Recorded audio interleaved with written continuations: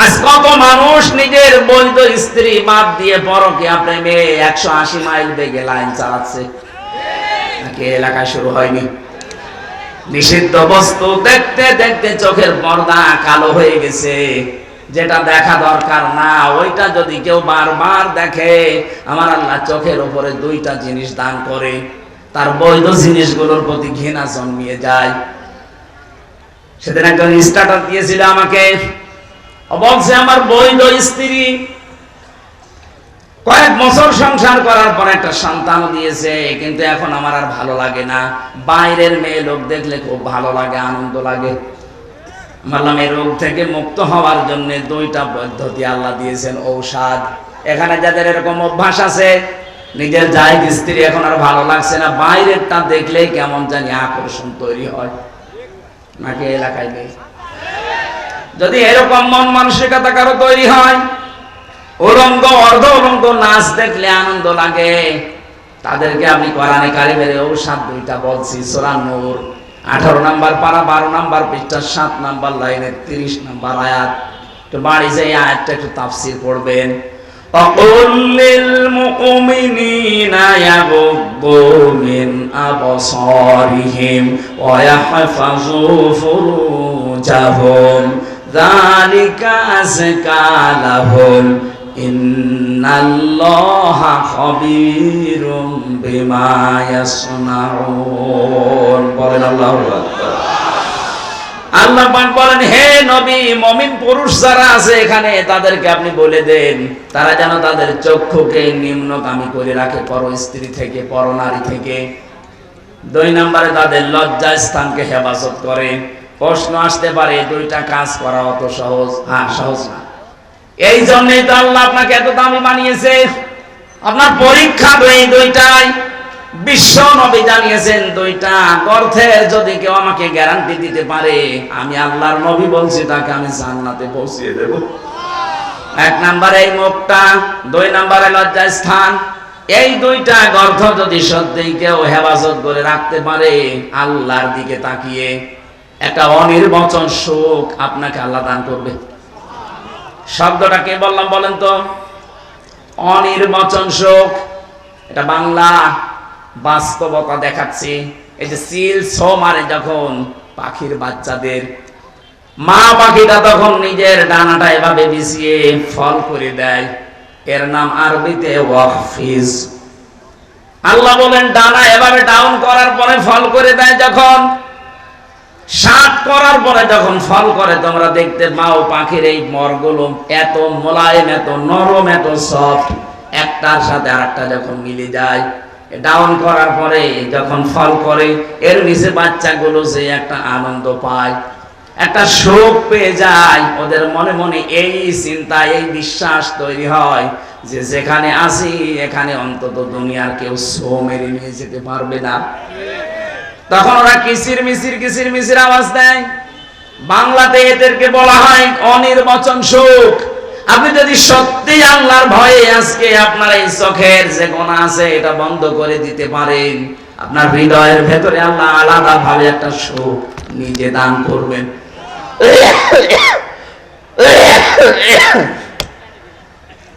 বগুড়াবাসী এই জন্য এখনই এই মুহূর্ত থেকে মাহফিল যদি সাকসেস করতে চাই, শুধু সুন্দর করে সাজানোই না, এটা বাড়ি নিয়ে যাওয়া লাগবে। যাদের মোবাইলে এমন দৃশ্য তৈরি করা আছে, ডিলিট করেন। যেটা নিচে দেখলে আনন্দ পান, অন্য দেখলে আপনার লজ্জা লাগে। এরকম দৃশ্য নেই? এই কথা বলছেন কেন? এইরকম দৃশ্য যাদের আছে, নিজে দেখলে খুব আনন্দ লাগে, মজা লাগে, অন্য কেউ দেখলেই আপনার লজ্জা লাগে। এটা ডিলিট করবেন। কারা কারা হাত তোলেন তো? হ্যাঁ মুরব্বী, দেখি মোবাইল, দেখি দেখি কি আছে, দেখি। কি আশ্চর্য, দাঁড়িয়ে না মানুষ, কি রেখেছেন আপনি মোবাইলে? এক্ষণে ডিলিট করেন। আপনার ওয়াজ শুনতে আসাচ্ছে, ওটা ভাটা জিনিস ডাউনলোড করে আপনি ওয়াজ শুনতে এসেছেন, এক্ষণে ডিলিট করে বাড়ি যাবেন। আল্লাহ আমাদের চোখের হক আদায় করার জন্য কয়েকটা জিনিস কোরআনে কারিমে আমাদের সামনে এনে দিয়েছেন। আফালা ইয়ানজুরুন ইয়ানজুরুনা ইলাল ইবিলি কাইফা খুলিকাত ওয়া ইলাস সামাই কাইফা রুফিআত ওয়া ইলাল জিবালি কাইফা নুসিবাত ওয়া ইলাল আরদি কাইফা সুতিহাত। বলেন আল্লাহু আকবার। আল্লাহ পাক বলেন, ও দুনিয়ার মানুষেরা, নজর করে একটু দেখতে পারো না? চোখ দিলাম, উঠের দিকে তাকাতে পারো না? মরুভূমির জাহাজ বানিয়েছি ওইটা আমি। তোমরা একটু জমিনের দিকে তাকাতে পারো না? এটা বিছানা বানিয়ে দিয়েছি। ওই আকাশের দিকে তাকাও, খুঁটি ছাড়া বিশাল ছাদ মাথার উপরে রেখে দিয়েছি। পাহাড়ের দিকে তাকাও, পেরেক স্বরূপ পাহাড়কে আমি জমিনের সাথে গেড়ে দিয়েছি। ও বন্ধুরা, পেরেক যখন মানুষ মারে, এই যে তক্তার উপরে পেরেক মারা না নেই? এই পেরেক যখন মারে তক্তার উপরে, ওই যে সামনে একটা আল বেরিয়ে থাকে চ্যাপটা মতো, এই চ্যাপটা অংশ এতটুকু হলে ভেতরে যা গিয়েছে চ্যাপটার চাইতে 20 গুণ বড়। কথা বলবেন না? আপনি পেরেক যদি এইটা, আল্লাহ বলেন পেরেকের মতো পাহাড়কে জমিনে গেড়ে দিলাম, তার মানে পাহাড় যত বড় আছে উপরে তাতে 20 ডবল নিচে আল্লাহ গেড়ে দিয়েছেন। এই যে পঞ্চগড়ের পাশে হিমালয় পাহাড়, আপনি চিন্তা করে 36,000 ফিট, এত বড় বিশাল পাহাড় উপরে যদি থাকে, ভেতরে এরকম 20 গুণ আল্লাহ গেড়ে দিয়েছেন। আল্লাহর ক্ষমতা কি! বিশ্বাস করি আল্লাহ একজন আছে। আরে ভাই, তার ক্ষমতা কি জানেন? কিয়ামতের আগে তা 7 তবক আসমান আর জমিন পুরাতন কাপড়ের মতো আল্লাহ নিজের হাতের ভেতরে গুটিয়ে নেবেন। জোরে বলেন আল্লাহু আকবার। আল্লাহ আমাদেরকে এগুলো দেখিয়ে দেখিয়ে আমাদের বিবেকটা নাড়া দিচ্ছে। কি হয়েছে তোদের? আমার ক্ষমতা সম্পর্কে ধারণা আসে না? 8, 5, 13টা জিনিস এক হয়ে যাওয়ার পরে আস্তে করে মায়ের পেট থেকে ধরে নিয়ে আসলাম। তোর একটা বারের জন্য বিবেক কাজে লাগে না? কেন তোরে আমি এভাবে বানিয়ে নিয়ে আসলাম? পৃথিবীর অন্যান্য সৃষ্টিকে, এ মানুষগুলো, এই সৃষ্টি জগৎকে আমি কত দুনিয়ায় তাদেরকেও নিয়ে আসি, কিন্তু এত সম্মান দিয়ে নিয়ে আসি না। শুধু আশরাফুল মাখলুকাত হিসাবে তোদেরকে আমি এত সম্মান দিয়ে দুনিয়ায় নিয়ে আসি। মারা যাওয়ার পরে তোদেরকে আমি ফেলে দেব যেখানে সেখানে না, তাদের সম্মানজনক একটা দাফন কাফনের ব্যবস্থা পর্যন্ত আমাদের করা লাগে। কথা বলে ঠিক কিনা? যে আদমকে এত সম্মান দিলেন বিবেকের কারণে। কিসের কারণে? বিবেক আছে বলে আপনার এত সম্মান। বিবেক না থাকলে আপনি যদি পাগল হয়ে যান, আপনার এত সম্মান দুনিয়ায় কেউ দেবে না। সুতরাং আপনার যে বিবেক আছে, এটা আজকে থেকেই কাজে লাগাবেন।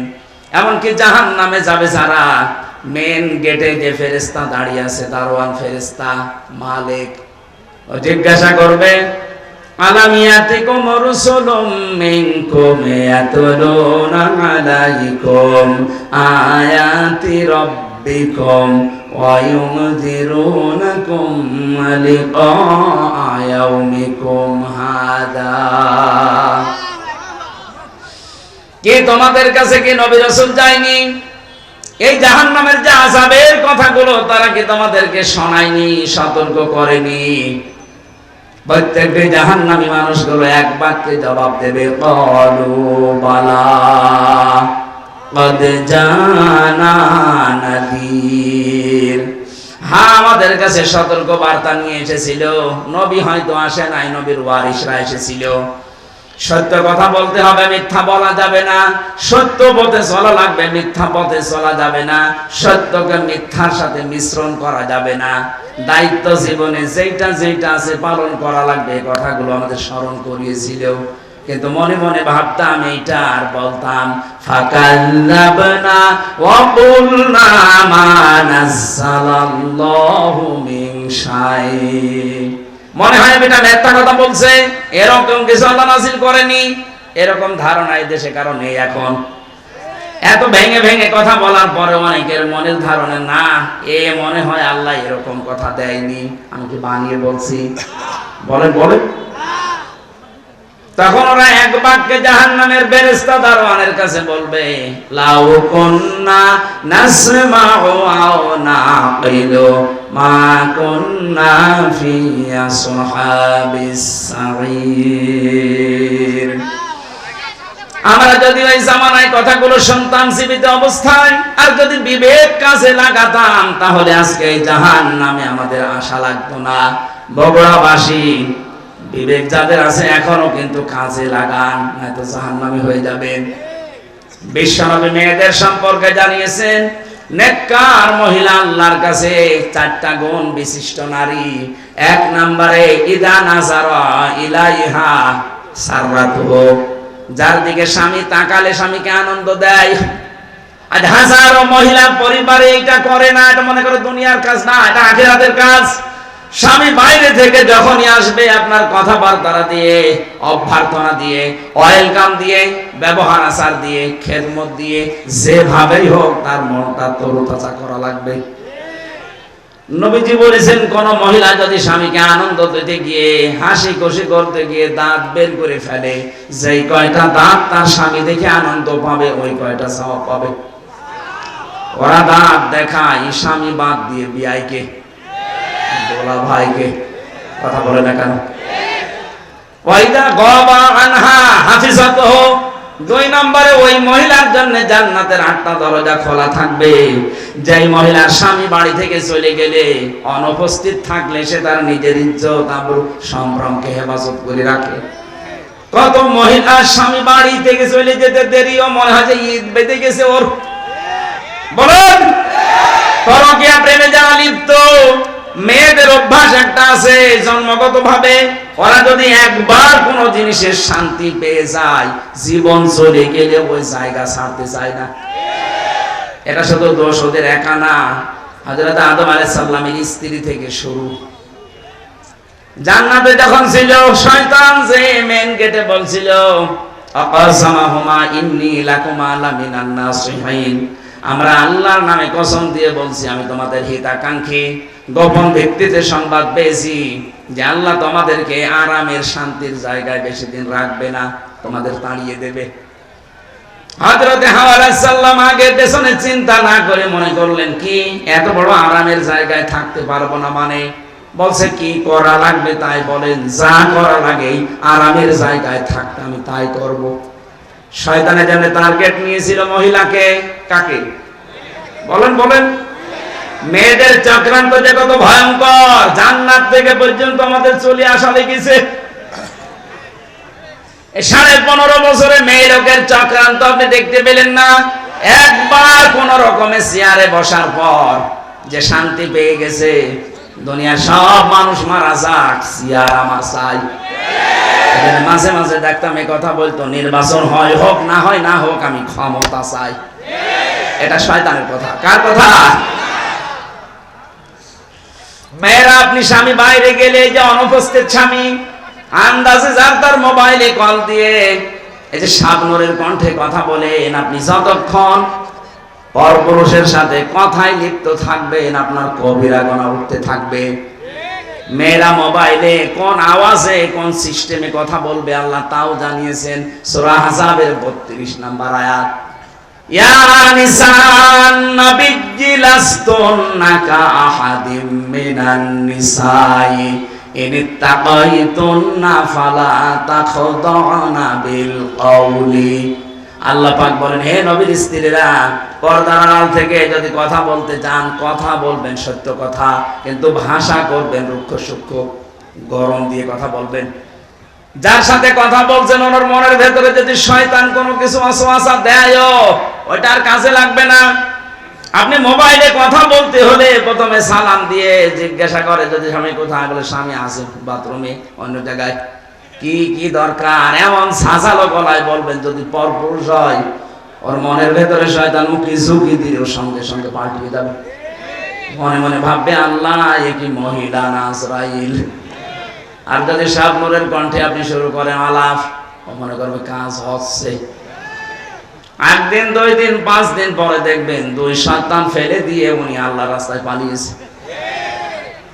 এই জন্য স্বামী যখন বাড়ি থাকে না, স্বামীর সন্তান, স্বামীর সম্পদ, স্বামীর ইজ্জত আবরু হেফাজত করে রাখা নেককার মহিলার গুণ।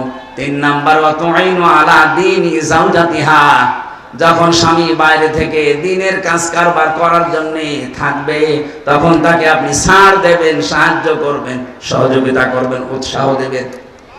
তো অধিকাংশ মহিলারা এটাই নেই। দিনের কাজে, মানবতার কাজে, 10টা মানুষের কর্মসংস্থান তৈরি করার জন্য স্বামী কাজ করছে, আপনি তার উৎসাহ দেবেন। আরো কথা বলেন না? একটা মসজিদ বানিয়ে দিলে কয়জন মানুষ নামাজ পড়বে? নাই 2000। কথা বলেন না কেন? একটা রাস্তা যদি কেউ সংস্কার করে দেয়, একটা ব্রিজ বানিয়ে দেয়, লক্ষ লক্ষ মানুষ রাস্তায় হাঁটবে। 1000 মসজিদ বানানোর চাইতে একটা ব্রিজ, কালভার্ট সংস্কার করা আল্লাহর কাছে দামি। এরকম মানবতার পক্ষে যে কাজগুলো, মানবতাকে সাহায্য করার জন্য, আল্লাহর দ্বীন প্রচারের জন্য, কায়েমের জন্য, প্রতিষ্ঠার জন্য যারা কাজ করে বেড়ায়, নেককার স্ত্রীর কর্তব্য হচ্ছে তাকে উৎসাহ দেওয়া, সাহায্য করা। খাদিজাতুল কুবরা এইটাই করেছিলেন নবীর জন্য। এই জন্য আল্লাহ তাকে নিজে সালাম পাঠিয়েছেন। সুবহানাল্লাহ বলতে পারেন না? আপনাকে সালাম দেবে কি করে? আপনি তার বাধা দেন। আপনার স্বামী কি মদ গাঁজা খেয়ে বেড়াচ্ছে? সে তো মানবতার পক্ষে কাজ করছে, 10টা মানুষের কর্মসংস্থান তৈরির জন্য চেষ্টা চালাচ্ছে। সমাজের জন্য কাজ করে যারা, মানবতার জন্য, ইসলামের জন্য, তাদের স্ত্রীরা যেন ছাড় দেয়, সাহায্য করে, উৎসাহ দেয়। এটা নেককার মহিলা। 4 নম্বরে, স্বামী যেটা পছন্দ করে, নেককার হতে চাইলে ওইটা আপনাকে পছন্দ করা লাগবে, যদি জায়েজ হয়। আমি সহ যত স্বামী এখানে আছি, প্রতিটি স্বামী আমরা চাই এবং পছন্দ করি মন থেকে। যে কোরআন হাতে নিয়ে বলছি, মন থেকে আমি চাই এবং পছন্দ করি বিয়ের পরে যেন আমার মা বাবা আমার সাথে থাকে। কথা বলে না কেন? 100টার 98টা মহিলা এটা চায় না। হ্যাঁ, নামাজ পড়ে, রোজা রাখে, কালো বোরকা পরে, কিন্তু স্বামীকে মাঝে মাঝে খোঁচায় কি আর কতদিন একসাথে থাকবা, আলাদা হবা না। এই কথাটা শুধু ওই মেয়ে লোকের না, ওই মেয়ে লোককে হাওয়া দিচ্ছে ওই মেয়ে লোকের মা আর বড় বোন। ওখান থেকে শুধু হাওয়া দেয়, আর কতদিন থাকবি একসাথে, আরামে খেতে চাইলে আলাদা হ।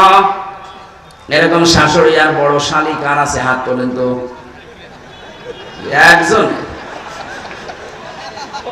আছে না? কি ইয়ার কি মারা কথা না? ওরা আছে, সত্যি আছে।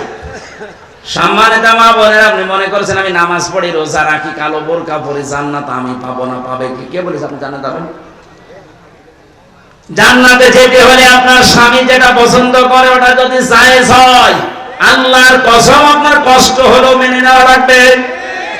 এই যে কয়েকদিন আমি গিয়েছিলাম আগে নীলফামারী কিশোরগঞ্জ থানা, একটা বৃদ্ধাশ্রমে ঢুকলাম। কতগুলো মা আর বাবা বসে আছে, তাদের চোখের দিকে তাকালেই মনে হচ্ছে ওরা সন্তানের জন্য বড় দিচ্ছে। কত কষ্ট লাগে একটা সন্তান বড় করতে। যারা বাবা আছে জিজ্ঞাসা করে দেখেন, একটা ছেলে একটা মেয়ের পেছনে 25 বছর 22 বছর শ্রম দেওয়ার পরে তার বিয়ে দেওয়া হয়। আমার মনে হয় আমার এই ছোট্ট মেয়েটাকে নিয়ে আমি যে ঝামেলায় আছি, আমাকে নিয়ে আমার বাবা মা ঠিক এই ঝামেলায় ছিল। প্রতিটি মানুষের পেছনে তার মা বাবা ঠিক এইভাবে শ্রম দিয়েছে। অথচ লাইন ধরে এই লাইনে বাবা, এই লাইনে মা বসে আছে বৃদ্ধাশ্রমে, সবগুলোর সন্তানই আছে। এতে সন্তানগুলো নিজেরা বড় ধাক্কা সহ্য করতে না পেরে বৃদ্ধাশ্রমে মাকে রেখে গেছে। সূরা আরাফ পড়েছি। আরাফের প্রথম বাংলা অর্থ হচ্ছে আরাফ মানে প্রাচীর। আরাফ মানে নবীজি বলেন জান্নাত আর জাহান্নামের মাঝে আল্লাহ একটা প্রাচীর দিয়ে রাখবে। কিছু মানুষকে আল্লাহ দাঁড় করিয়ে দেবে, ওদেরকে আল্লাহ জাহান্নামও দেবে না, জান্নাতেও দেবে না। সাহাবী প্রশ্ন করলেন, হুজুর জান্নাতে দেবে না কেন? নবীজি বলেন এরা আর যাই করুক মা বাবার হক আদায় করতো না, তাদের সাথে খারাপ ব্যবহার করতো। আজকে গতকালকে বগুড়াতে একটা ছেলে মাকে জবাই পর্যন্ত করে ফেলেছে।